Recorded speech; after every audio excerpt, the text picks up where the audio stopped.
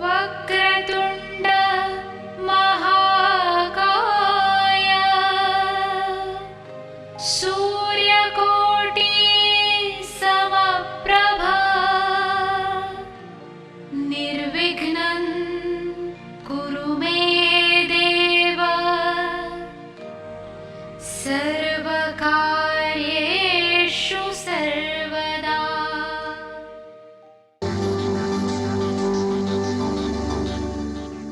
राजीव सूर्यवंशी वास्तु के क्षेत्र में एक जाना पहचाना नाम है। पिछले एक दशक से भी अधिक समय से इस क्षेत्र में सेवारत, भवनों को बिना तोड़े या फेरबदल किए उनके परामर्श से असंख्य लोग लाभान्वित हुए हैं। सिंहस्थ महाकुंभ 2003 को त्र्यंबकेश्वर में श्रद्धालुओं को वास्तुशास्त्र प्रवचनों द्वारा कृतार्थ करने पर विशेष रूप से सम्मानित किया गया। समाज के प्रति उनकी बहुमूल्य सेवाओं के लिए वर्ष 2002 में उन्हें मानव रत्न ऑफ द मिलेनियम पुरस्कार से सम्मानित किया गया था। यही नहीं, इस क्षेत्र में उनके विशेष योगदान के लिए वर्ष 1990 में श्रेष्ठतम वास्तु विशेषज्ञ के रूप में उनका चयन हुआ और इन्हें स्वर्ण पदक से सम्मानित किया गया। राजीव सूर्यवंशी ने समय समय पर देश के विभिन्न भागों और विदेशों में सेमिनारों और कार्यक्रमों का आयोजन करके समाज की खुशहाली और उत्थान में अपना योगदान दिया है। देश विदेश के कई व्यापारिक प्रतिष्ठान, शैक्षणिक संस्थाएं, सामाजिक और धार्मिक संगठन तथा जन सामान्य उनके निस्वार्थ और उत्कृष्ट मार्गदर्शन का लाभ उठा रहे हैं। इस क्षेत्र में उनकी एक उल्लेखनीय उपलब्धि वास्तु रिसर्च फाउंडेशन की स्थापना है।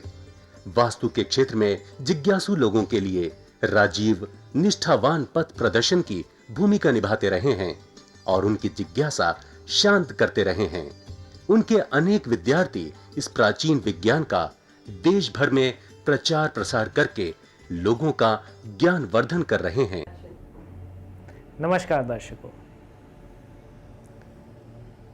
हम बहुत बार जो छोटी छोटी चीज़ें हैं उनको नज़रअंदाज कर देते हैं और बड़ी बड़ी चीज़ों का ध्यान रखते हैं। जैसे घर में दीवारें कहाँ लगनी चाहिए, लेंटर कितना मोटा होना चाहिए, सरिया कौन सा डलना चाहिए, ज़मीन पे पत्थर कौन सी क्वालिटी का हो, इटालियन मार्बल हो, ग्रेनाइट हो, मार्बल हो या ऑर्डिनरी हो, कि हम कॉन्टिन्यूसली चेंज करवाते रहें।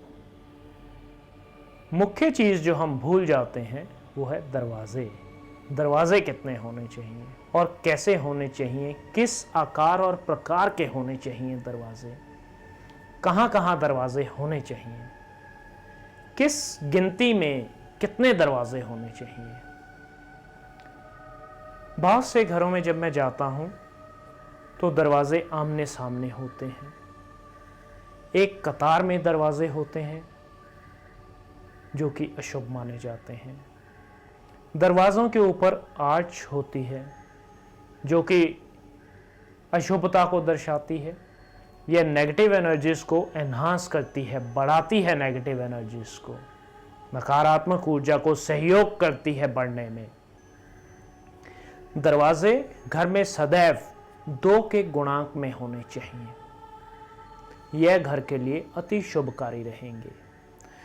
अभी हाल ही में देखा गया है पिछले 1-2 वर्षों से कि दरवाज़ों का जो चलन है वो कम होता जा रहा है। ओपन किचन्स का सिस्टम चल रहा है। दर्शकों, किचन, रसोई घर हमारे शरीर से बहुत नज़दीकी से उसका रिश्ता जुड़ा हुआ है। हमारे शरीर, हमारी सेहत, हमारी स्फूर्ति, तंदुरुस्ती सब किचन से ताल्लुक़ करती है। यदि किचन ओपन होगी तो घर में यदि नकारात्मक ऊर्जा है तो वह भी किचन के अंदर प्रवेश करेगी और हमारे भोजन को नष्ट करेगी। दिखने में तो, प्रत्यक्ष में तो वह भोजन हमें बिल्कुल वैसा ही नजर आएगा, किंतु उसकी जो ऊर्जा शक्ति होगी भोजन की, कैलोरी पावर होगी, एनर्जी पावर होगी, वह क्षीण हो चुकी होगी। तो हमें किचन पर दरवाज़ा अवश्य लगाना चाहिए, बिल्कुल वैसे ही जैसे हमारे टॉयलेट्स और बाथरूम्स पे दरवाज़ा होता है।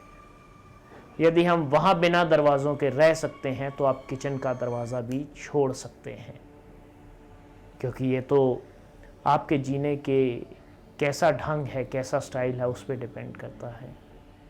कई बार ऐसा देखने में आया है कि बेडरूम पे दरवाजे तो लगे हुए हैं किंतु वो दरवाजे बंद नहीं होते, और बेडरूम के दरवाजे बंद होने चाहिए, क्योंकि बेडरूम यदि वास्तुशास्त्र सिद्धांतों के अनुरूप सही दिशा में सही स्थान पर आपको मिला है तो वहाँ पर जो स्थित सकारात्मक ऊर्जा है वह आपके शरीर को ऊर्जावान करेगी। इसी प्रकार से कई बार देखने में आता है कि दरवाजे टेढ़े मेढ़े हो जाते हैं, झुक जाते हैं एक दिशा में, कभी अंदर की तरफ या कभी बाहर की तरफ, और जब हम दरवाजे खोलते हैं या बंद करते हैं तो उससे आवाज़ आती है हल्की हल्की सी, जैसे दरवाज़ा कहीं अटक रहा हो या दो चीज़ें आपस में टकरा रही हों। तो इस प्रकार से दरवाजे जो हैं ये अशुभता का सूचक हैं, ऐसे दरवाजे नहीं होने चाहिए। हमें इन चीज़ों का ध्यान रखना चाहिए कि दरवाजे कभी भी इस तरह से ना करें।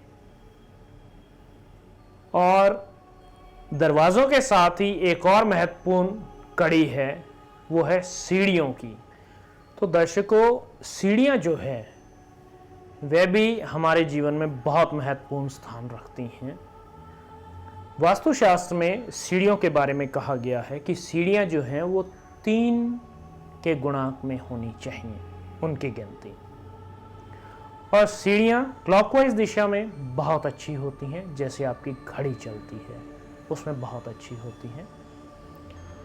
और सीढ़ियाँ बहुत जगह पर ऐसा देखने में आया है कि सीढ़ियाँ लोग लोहे की बना लेते हैं, घुमावदार बना लेते हैं, स्पाइरल जिन्हें बोलते हैं, और जहाँ पर जैसी आवश्यकता होती है उस प्रकार से सीढ़ियों का चयन और उपयोग करना आरंभ कर देते हैं। ऐसी सीढ़ियाँ हमारे लिए नुकसानदायक हो सकती हैं और अशुभ हो सकती हैं। जो भी चीज़ प्रकृति के प्रतिकूल जाए और आपका मन जिसे करने में नहीं माने, उसे आप कभी मत कीजिए। अब जैसे हम मंदिर में ही जाते हैं, चाहे वह हमारे घर का अपना ही पूजा स्थान क्यों ना हो, जब तक हमने स्नान नहीं किया तब तक हमें लगता है कि नहीं, हमें मंदिर में नहीं जाना चाहिए, अभी मैं पूजा नहीं करूँगी या करूँगा, अभी मेरा पूजा करने का समय नहीं हुआ है, या अभी तक नहाए नहीं है, क्योंकि यह उस स्थान की पवित्रता, उस स्थान की ऊर्जा है जो हमें वहाँ जाने से या गलत कार्य करने से रोकती है। अब इसी प्रकार से दरवाजे हैं, इसी प्रकार से खिड़कियाँ हैं।